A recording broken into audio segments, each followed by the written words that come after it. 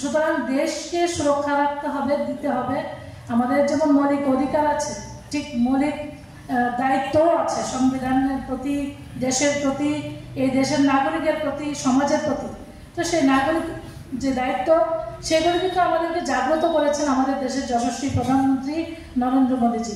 উনি আমাদেরকে অনুপ্রাণিত করেছেন দেশের জন্য, মানে নিজেকে উৎসর্গ করার মতো পরিবেশ উনি তৈরি করেছেন। আমরা আজাদী কা অমৃত মহোৎসব প্রত্যেকের বাড়িতে আমাদের ভারতবর্ষের যে ঐক্যতার যে প্রতীক, জাতীয় গৌরব প্রতীক আমাদের জাতীয় পতাকা, সেই জাতীয় পতাকা কিন্তু আমরা হিন্দু, মুসলিম, বৌদ্ধ, খ্রিস্টান, আমরা প্রত্যেকেই যারা ভারতীয় নাগরিক, আমরা প্রত্যেকের বাড়িতে কিন্তু আমরা উত্তোলন করেছি, আমাদের সংবিধানের প্রতি আমরা শ্রদ্ধা জ্ঞাপন করেছি। আমাদের মোদীজি বলছেন মেরা মাটি মেরা দেশ। প্রত্যেকটা গ্রামের মাটি আমাদের কর্তব্য পথ।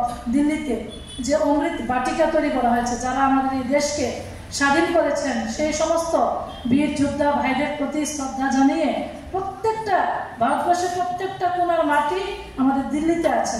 যখন কোনো কারণে আপনি দিল্লিতে যাবেন, আপনার দেখে গর্ববোধ হবে যে আমার ত্রিপুরার মাটি এখানে আছে। এই মাটি নেওয়া হয়েছে শহীদ ভাইদের প্রতি শ্রদ্ধা জানানোর জন্য। তো এইভাবে আমাদের বারংবার মোদীজি আমাদেরকে অনুপ্রাণিত করছেন দেশের জন্য, এবং উনি বলছেন আত্মনির্ভর। করোনা পরিস্থিতি, এক ভীষণ মহামারী যখন চলছিল, সেই মহামারীর সময় ওনার সুদক্ষ নেতৃত্বে আমাদের ভারতবর্ষের প্রত্যেকটা মানুষের জীবন যেন সুস্থ থাকে। উনি বলছেন জান হে তো জাহান হে। আগে জীবন বাঁচাতে হবে, তারপর আমাদের শিল্প কারখানা, আমাদের ডেভেলপমেন্ট, উন্নয়ন। কিন্তু প্রত্যেকটা মানুষকে বাঁচানোর জন্য উনি নিরলসভাবে কাজ করে গেছেন, এবং ওনার নেতৃত্বে আমাদের ভারতবর্ষ কিন্তু জনবহুল দেশ, তারপরেও আমরা কিন্তু সুস্থ স্বাভাবিক পরিবেশ আমরা ফিরে আসতে পেরেছি। কারণ একটাই, মোদীজি যখন বলছেন লকডাউন, সবাই ঘরে থাকুন, আমরা সবাই কিন্তু মোদীজির আহ্বানে, প্রধানমন্ত্রী মোদীজির আহ্বানে আমরা সবাই সেই লকডাউন আমরা পালন করেছি।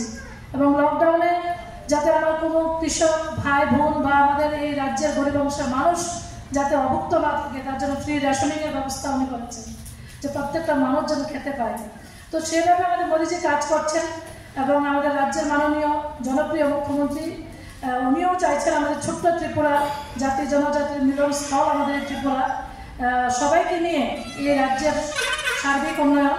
তো বিগত 1 দশক ধরে মোদীজি কাজ করছেন। আমাদের রাজ্য 2018 পর বিজেপি সরকার প্রতিষ্ঠিত হওয়ার পর রাজ্যের জাত পাত ধর্ম বর্ণ সমস্ত কিছুর ঊর্ধ্বে উঠে এই রাজ্যকে ডেভেলপমেন্ট করার জন্য সরকার কাজ করছেন। এবং বিশেষ করে আমাদের মা বোনদের জন্য লাখপতি দিদি, যেটা মোদীজির বড় স্বপ্ন, যে আমাদের এই ভারতবর্ষের মা বোনরা অনেক পিছিয়ে ছিল, কিন্তু আজকের দিনে আমাদের মা বোনরা অর্থনৈতিকভাবে স্বয়ংসম্পূর্ণ হওয়ার পথে এগিয়ে চলছে। কারণ SHG ফাউন্ডেশনের মাধ্যমে সবাইকে আত্মনির্ভর করার যে উদ্যোগ মোদীজি নিয়েছেন, তার বাস্তব রূপ আমরা আমাদের এই জেলাতে, আমাদের রাজ্যে কিন্তু আমরা দেখতে পাচ্ছি। তো এটাই বলবো যে মোদী মানিক সাহাজির নেতৃত্বে যে সরকার কেন্দ্রে এবং রাজ্যে চলছে, এই সরকারের একটাই লক্ষ্য, সমস্ত অংশের মানুষকে নিয়ে উন্নয়নের স্রোতে এগিয়ে যাওয়া, শ্রেষ্ঠ ভারতবর্ষ, স্বনির্ভর ভারতবর্ষ, শ্রেষ্ঠ ত্রিপুরা, স্বনির্ভর ত্রিপুরা গড়ে তোলার লক্ষ্যে কাজ করছেন। আপনারা সবাই সেই থেকে আগত আমার প্রাণী পালক ভাই বোনেরা, আমি প্রত্যেকে আমার ব্যক্তিগত পক্ষ থেকে এবং সিপাহীজলা জেলা পরিষদের পক্ষ থেকে, সর্বোপরি আমাদের রাজ্য সরকারের পক্ষ থেকে আপনাদের অনেক অনেক অভিনন্দন, শুভেচ্ছা জ্ঞাপন করছি। সত্যি আমরা আনন্দিত, এবং রাজ্য সরকারের কৃষি ও কৃষক পশুপালন দপ্তরের মাননীয় মন্ত্রী শ্রদ্ধেয় সুধাংশু দাস মহোদয়, উনি এই দপ্তরের দায়িত্ব নেওয়ার পর থেকেই আমাদের এই দপ্তরের সঙ্গে যুক্ত যারা কৃষক ভাই বোনরা আছেন তাদেরকে স্বনির্ভর করার জন্য উনি বিভিন্নভাবে চেষ্টা করে যাচ্ছেন। মোদীজির স্বপ্ন আমাদের ভারতকে শ্রেষ্ঠ ভারত করবেন, আমাদের ভারতকে আত্মনির্ভর ভারত করবেন।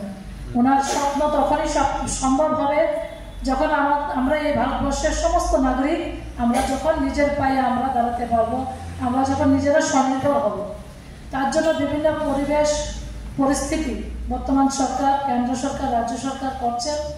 আমি আশা করি এই পরিস্থিতিতে আপনারা সবাই স্বনির্ভর হওয়ার সুযোগ পাচ্ছেন, যেটা আমরা বিগত রতনদা বলে গেছেন, যেটা বিগত দিন আমরা কখনো ভাবতেই পারিনি যে কৃষকদের সম্মান দেওয়া হবে বা যারা পশুপালন করেন তাদেরকেও সম্মান দেওয়া হবে।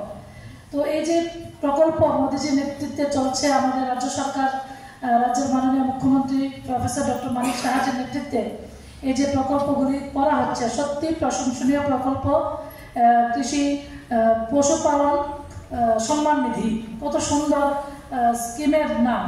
তো এতে করে আমাদের উদ্দেশ্য হলো আমাদের এই দেশ, আমাদের এই রাজ্য কৃষি প্রধান দেশ, আমাদের এই দেশের রাজ্যের সমস্ত বেশিরভাগ অংশের মানুষ আমাদের কৃষি পশুপালন মৎস্য চাষের উপর নির্ভর করে তাদের পরিবার পরিজন নিয়ে তারা জীবনযাপন করেন। তো এর মান আরও আধুনিক করার জন্য আধুনিক পদ্ধতিতে এবং অল্প সময়ে আমাদের সঠিক লাভ যেন কৃষকরা নিতে পারে তার জন্য বিভিন্ন আধুনিক টেকনোলজিও ব্যবহার করা হচ্ছে।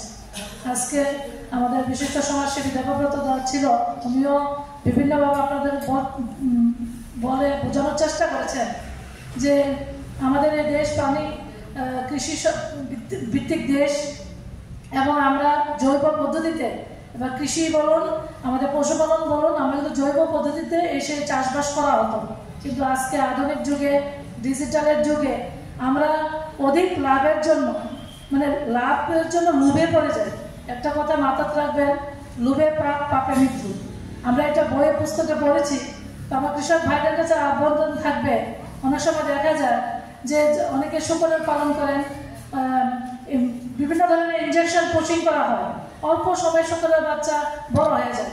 এতে করে আপনার আয় তো বৃদ্ধি পাচ্ছে, কিন্তু পাশাপাশি সমাজের কিন্তু আপনি ক্ষতি করছেন।